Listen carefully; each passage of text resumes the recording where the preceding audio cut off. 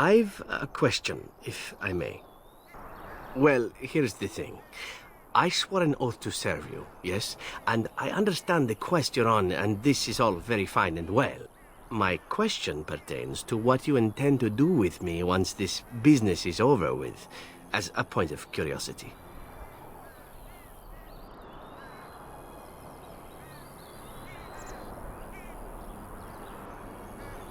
Of course it is afterwards. The ravishing part is a given. One simply assumes that once your Grey Warden business is finished, you would have no need of an assassin to follow you about. Am I wrong?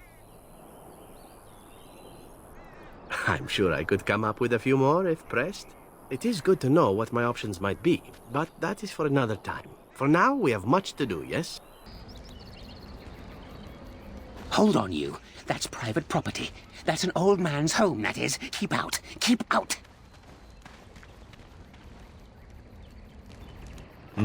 No offense, but might I try? I've got a quick hand, after all.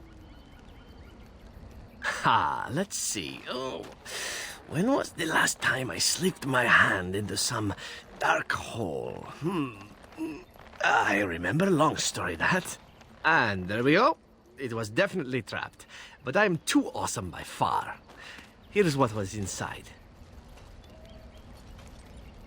You're a robber, is what you are. They sent you, didn't they? Well, I'll show you. They won't get away with this.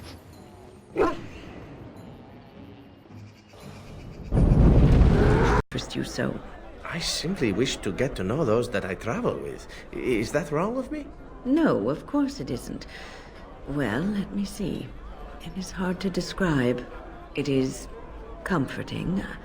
I feel safe, loved. Comforted, loved, yes. It is like being held close, cradled. The bond is so complete that I am unable to extricate myself, nor do I wish to. Wait, why do you have that look on your face? I am simply imagining it. Continue, please. And there is a constant warmth that spreads outwards from the very center of my being, infusing my body with... Oh... Andraste's grace, what are you thinking about now? No, I don't want to know. I feel dirty. Do not speak to me. Time-consuming with little hope for actual gain. What would that require exactly? It seems to me that feeling guilty would take up a great deal of my time as it is. Perhaps you could save a life instead. One for every life you have taken. That is a great many lives to save and feel guilty as well. Perhaps I could do one or the other. It is not a game, Zevran. You either know right from wrong, or you do not. I am so confused. I think I may cry. May I lay my head in your bosom? No. No, you may not. You're so very cruel. How is it that you do not feel guilty? I feel guilty for ever having spoken to you.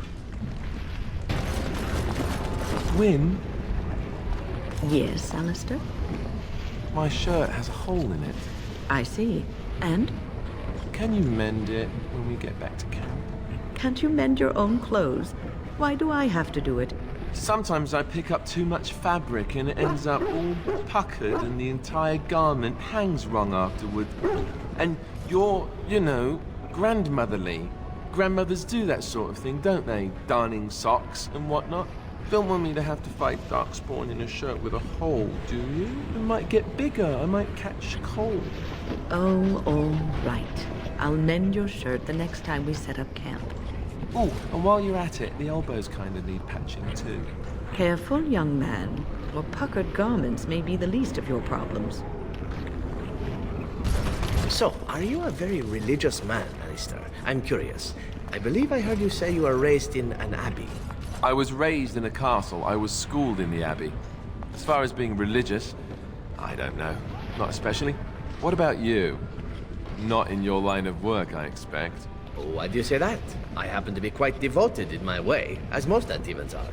Truly? But you kill people for money. And I ask forgiveness for my sins from the Maker every chance I get.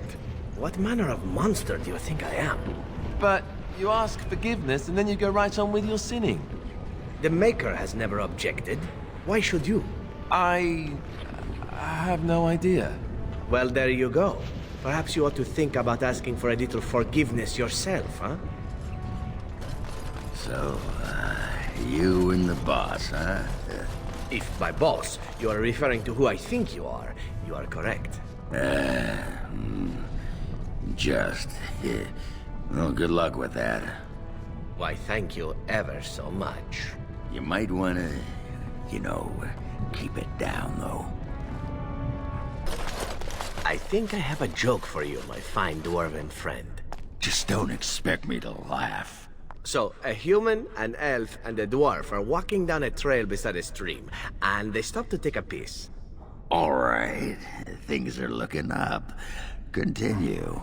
After, the human takes out some soap and begins washing his hands. We humans have learned how to be clean and hygienic, he says to the others. The elf begins picking some leaves off the trees and wipes his hands with them. We elves do as tradition has taught us and use what nature has provided. The dwarf, meanwhile, has pulled up his trousers and is already on his way down the trail. And our ancestors, he calls back, taught us dwarves not to piss on our hands. Shows what you know about dwarves. There it is. The last of them. It has been a long day. By the lines around your eyes, I dare say you look as old as I. And if I may say so, milady, you appear to be getting younger by the day. Be careful who you flirt with, young man. When you wake up beside me tomorrow morning, I'll be back to reminding you of your grandmother. Beside you? You heard what I said. It would not be the first time I woke to a younger man in my bed. Are all women this evil and conniving when they grow old? Just me, my dear. Just me.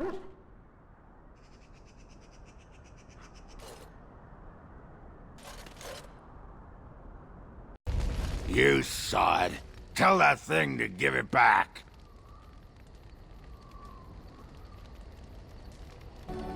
That dog! Mangy mongrel. Sodding thing took my pants. But I'll show him. Yeah, I don't need my pants anyway. But the dog doesn't know that. And it will be his sodding downfall. You hear that, Nug Humper? I'm coming for you. Prepare to die.